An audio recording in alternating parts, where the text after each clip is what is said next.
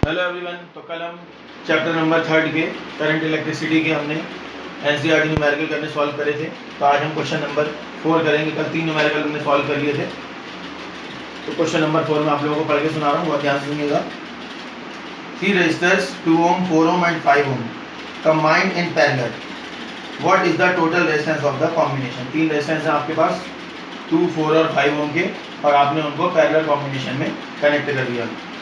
If the combination is connected to a battery of EMF 20 volt, इस पूरे combination को आपने किससे कनेक्ट कर रखा है?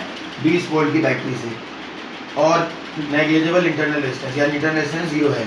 तो आपको बताना है कि अलग अलग करंट की वैल्यू क्या होगी। तो क्वेश्चन क्या है आपके पास 3 रेजिस्टेंस हैं 2 ohm, 4 ohm और 5 ohm। इन तीनों को आपने पैरेलल कॉम्बिनेशन में कनेक्ट करा और एक 20 वोल्ट की बैटरी से आपने इसको जोड़ दिया। तो एक तो आपको बताना है कि रेजिस्टेंस की वैल्यू क्या होगी, और दूसरा आपको बताना है कि अलग अलग रेजिस्टेंस के लिए करंट की वैल्यू क्या होगी।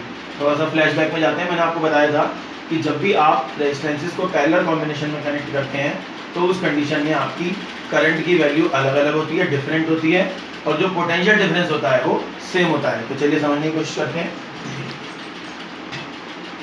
तो आपका R1 इक्वल टू हो गया आपका 2 ohm, R2 इक्वल टू हो गया आपका 4 ohm, और R3 इक्वल टू हो गया आपका 5 ohm। 2, 4 और 5, और जो टोटल वोल्टेज आपको दे रखा है वो कितना दे रखा है? 20 वोल्ट। तो सबसे पहले तो मैं पैरेलल कॉम्बिनेशन का फॉर्मूला लगाऊंगा फर्स्ट पार्ट सॉल्व करने के लिए। 1/R equal to 1/R1 plus 1/R2 plus 1/R3। अब 1/2 प्लस 1/4 प्लस 1/5। 2, 4 और 5 इसका एलसीएम आप लेंगे तो 20 आ जाएगा। 2 10 जा 20, 4 5 जा 20, और 5 4 जा 20। कितना आ गया? 19/20। इसका आप रेसिप्रोकल करेंगे तो कितना आ जाएगा? 20/90 ओम। देख लीजिए एक बार इसको फिर से। 1/R का फॉर्मूला लगाया हमने, 1/R1 plus 1/R2 plus 1/R3। Solve करके R कितना आ गया आपका? 20/90। तो ये तो आपको रेजिस्टेंस की वैल्यू पता चली। सेकंड पार्ट में आपको बताना है कि करंट की वैल्यू क्या होगी। तो फॉर्मूला लगाएंगे I1 equal to V/R1। V कितना है आपका? क्वेश्चन में दे रखा है 20, और R1 कितना है आपका? 2। कितना आ गया? 10 एम्पियर। उसके बाद I2 आपका होगा V/R2। V कितना है आपका? 20, और R2 आपका कितना है? 4 ohm। तो 4 5 जा यानी 5 एम्पियर। उसके बाद I3 equal to V/R3। V कितना है आपका? 20, और R3 कितना है आपका? 5। तो कितना आ गया? 4 एम्पियर।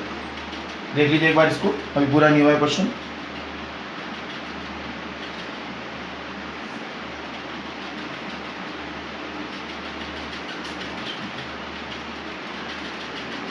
अब टोटल करंट I निकालेंगे।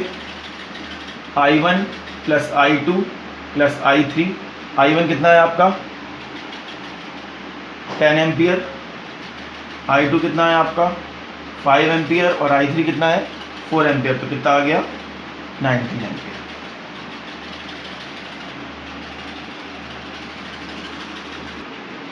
तो आज का हमारा अगला क्वेश्चन है क्वेश्चन नंबर 5। इसको बहुत ध्यान से समझिएगा। आपको याद होगा मैंने आपको एक टॉपिक पढ़ाया था, टेम्परेचर डिपेंडेंस ऑफ रेजिस्टिविटी। तो उसमें हमने 3 टॉपिक पढ़े थे। एक पढ़ा था आपने मेटल्स के लिए, एक सेमीकंडक्टर इंसुलेटर के लिए, और एक आपने पढ़ा था इलेक्ट्रोलाइट के लिए। तो मेटल्स वाले में मैंने आपको एक फॉर्मूला लिखवाया था, उसका इस्तेमाल हम यहाँ पे करेंगे। तो हमारा ये क्वेश्चन है, at room temperature 27 degree centigrade the resistance of A heating element is 100 ohm. What is the temperature of the element if it is found to be 117 ohm?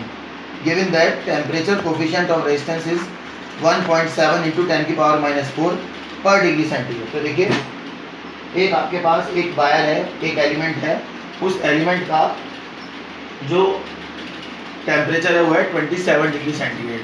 उस 27 डिग्री सेंटीग्रेड के लिए आपके पास जो रेजिस्टेंस है वो है 100 ओम। अब वो कह रहा है कि आपने रेजिस्टेंस को चेंज करके 100 से कितना कर दिया 117 यानी 117 ओम। तो आपको बताना है कि नए वाले टेम्परेचर की वैल्यू क्या होगी। तो आपको T2 फाइंड करना है। देखते हैं गिवन दैट में कैसे लिखेंगे इसमें। एक तो इसमें R1 दे रखा है आपको 100 ओम, R2 दे रखा है आपको 117 ओम, T1 दे रखा है आपको 27 डिग्री सेंटीग्रेड। T2 आपको फाइंड करना है यानी 100 ओम के लिए टेम्परेचर कितना है 27 डिग्री सेंटीग्रेड। तो आपको बताना है 117 ओम के लिए टेम्परेचर की वैल्यू क्या होगी। और अल्फा है आपका 1.7 इंटू 10⁻⁴ पर डिग्री सेंटीग्रेड। ठीक, तो सिंपल फॉर्मूला अप्लाई करेंगे। R2 equal to R1 bracket में 1 प्लस alpha T2 minus T1। R2 equal to R1 bracket में 1 प्लस alpha T2 minus T1। Value put करते हैं। R2 कितना है आपका 117, R1 कितना है आपका 100, 1 ऐसी रहेगा एज इट इज। अल्फा की वैल्यू है 1.7 इंटू 10⁻⁴। T2 आपको पता नहीं क्या है, फाइंड करना है। और T1 आपका कितना है, क्वेश्चन में दे रखा है 27 डिग्री सेंटीग्रेड। अब क्या करेंगे, अब बहुत ध्यान से समझिएगा इस कैलकुलेशन को, थोड़ी सी डिफिकल्ट है। ये 117/100 आ जाएगा अपॉन में।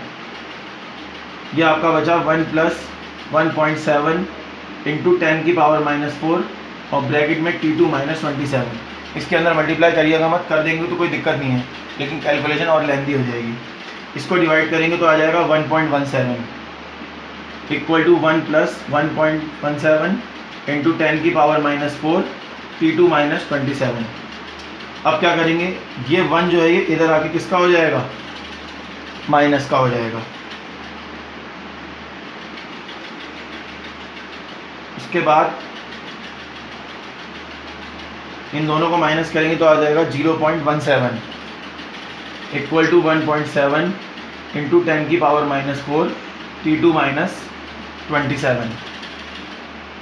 दिखाइए एक बार, देख लीजिए, क्योंकि इसके बाद आगे कैलकुलेशन करने के पास दिखा देंगे।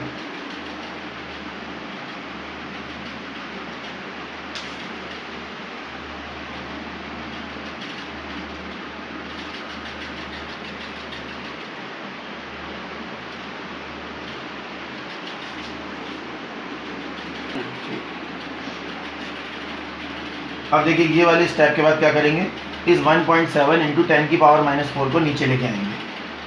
तो 0.17 upon 1.7 into 10⁻⁴ equal to T2 minus 27। ये 10⁻⁴ ऊपर जाके किसका हो जाएगा, प्लस का हो जाएगा, यानी 10⁻3।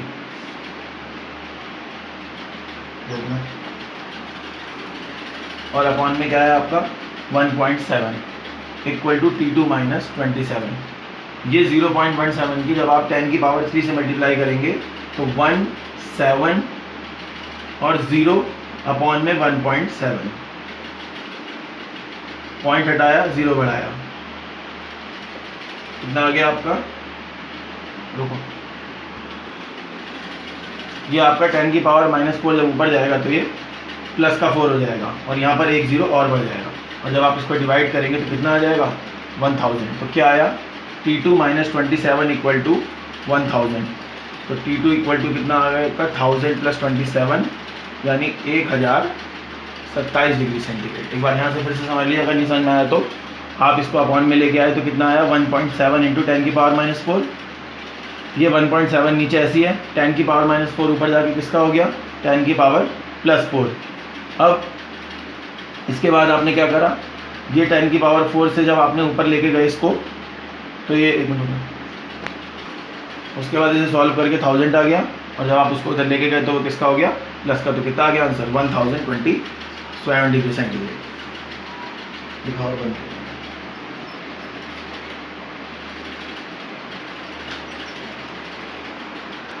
तो ये आज हमने करे क्वेश्चन नंबर 4 और 5। कल हम इसके जो आगे के क्वेश्चन है 6, 7, 8 उसके बारे में बात करेंगे। Thank you very much.